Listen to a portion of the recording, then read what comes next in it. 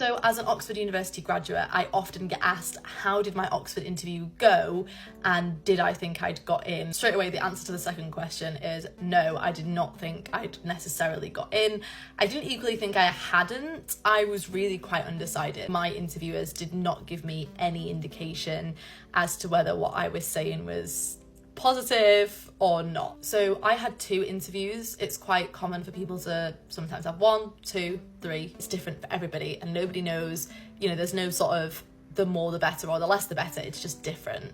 So one of my interviews was very statistics and maths based, just answering kind of maths statistics questions.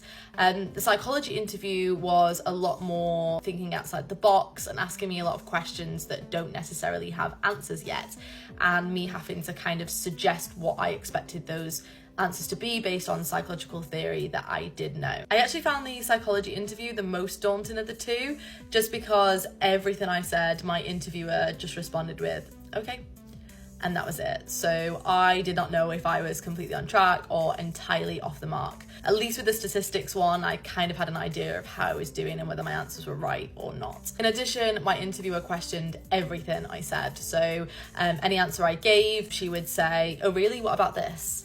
And that made me at the time feel like I was really heading down the wrong route.